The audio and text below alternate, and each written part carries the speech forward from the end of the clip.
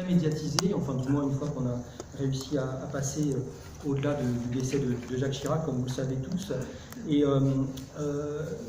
globalement, ce qui est assez surprenant, c'est que à peine quelques jours après l'incendie, il y avait déjà une page Wikipédia complète, très informée, qui racontait un petit peu les faits presque heure par heure, au point qu'on a l'impression que du point de vue factuel, on connaît à peu près tout de ce qui s'est passé le 26 septembre et dans les jours qui ont suivi le 26 septembre.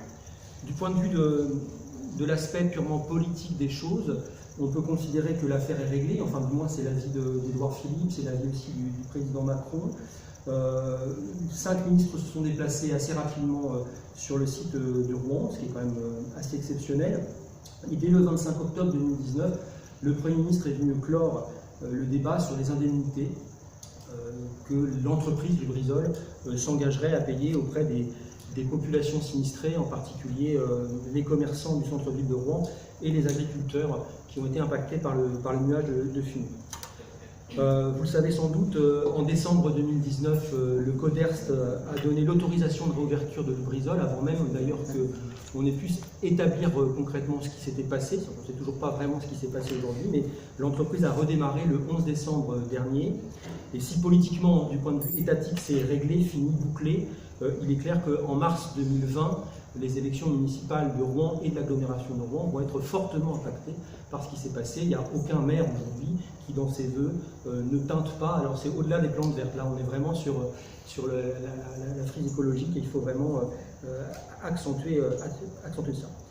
Alors cette affaire, une partie de la presse locale et nationale l'a évidemment surmédiatisée. Le journal Les Échos a parlé d'hystérie collective. Et le gouvernement, une partie d'ailleurs des médias, a voulu réduire l'affaire Lubrizol à un simple problème de communication envers la population, ce qui évidemment n'est pas le cas. Je vais essayer de vous le démontrer dans cet exposé.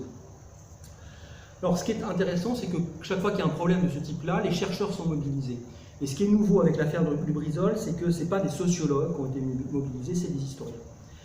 En 2001, au moment de l'explosion d'AZF, qui n'a rien à voir avec l'incendie de Lubrizol de 2019, je vous rappelle qu'il y a eu 31 morts à Toulouse et il y a eu 2500 blessés, alors qu'au jour d'aujourd'hui, il n'y a aucun blessé, aucun mort évidemment, à Rouen après l'incendie de Lubrizol. Les chercheurs qui ont été mobilisés, c'était des sociologues, en particulier 2 sociologues, Laure Bonneau et Emmanuel Martinet, qui ont beaucoup travaillé sur le risque industriel dans la ville et la manière finalement dont les pouvoirs publics accompagnaient ou pas ce risque industriel. À l'époque, une jeune stagiaire de l'ENA qui s'appelle Elisabeth Borne était aux commandes en fait, du ministère de l'Équipement et a préparé la loi qui a renforcé le contrôle sur les usines classées Seveso. Donc Elisabeth Borne savait effectivement parfaitement de quoi il s'agissait quand elle s'est rendue sur le site de Rouen. Donc le livre Les leçons d'AZF, produit en 2008, est un petit peu la trace de cet engagement sociologique autour d'une catastrophe industrielle. En 2019, c'est les historiens qui ont été sollicités, donc je n'ai pas le temps de citer tous leurs noms ici, mais ça témoigne, je dirais, de 2 choses. D'abord, du point de vue de la recherche, le fait que depuis une quinzaine d'années, s'est développée en France une histoire environnementale. C'est-à-dire qu'on a aujourd'hui des compétences pour analyser la place de l'industrie polluante à risque dans la ville, ce qu'on n'avait pas en 2001 quand AZF a explosé à Toulouse. Et puis ça traduit aussi le fait que personne ne comprend aujourd'hui pourquoi un incendie comme celui de Lubrizol, une fois très spectaculaire, est possible en plein centre-ville. Donc faire appel aux historiens, c'est essayer de prendre de la distance, prendre de la hauteur, prendre du recul par rapport à quelque chose que l'opinion publique, mais aussi en grande partie les élus locaux, n'arrivent pas en fait à bien concevoir, à bien gérer. Comment est-ce qu'on en est arrivé là? Qui est-ce qui est responsable? C'est des questions judiciaires, mais c'est aussi des questions d'analyse de la ville, de recherche urbaine, sur lesquelles les historiens peuvent éventuellement apporter quelque chose. Ce qui a été dit dans les articles de presse, dans les émissions radio, télévisées par les historiens, c'est finalement 3 choses, dont 2 avec lesquelles je suis d'accord et une avec laquelle je ne suis pas d'accord. C'est pour ça que j'ai été amené à prendre la parole, même si je ne suis pas du tout spécialiste d'histoire environnementale. La première chose qui a été dite par les historiens, c'est que le rapport entre l'État et les industries à risque est l'héritier d'une législation en France très ancienne, donc le décret impérial du 15 octobre 1810 sur les manufacture et atelier insalubre et incommode, qui est la première loi mondiale sur la pollution industrielle. Cette législation de 1810, on est à l'époque de Napoléon, visait à éloigner les industries polluantes des habitations, et elle n'a, disent les historiens, jamais été, en France, correctement appliquée, car les administrations publiques ont toujours privilégié les industriels, les entrepreneurs, sur la population. De fait, en 2019, la rapidité avec laquelle les services de l'État ont donné l'autorisation à Lubrizol de rouvrir va plutôt dans le sens de cette interprétation, c'est-à-dire qu'on a un effet de longue durée, finalement, des rapports entre les pouvoirs publics et les entreprises.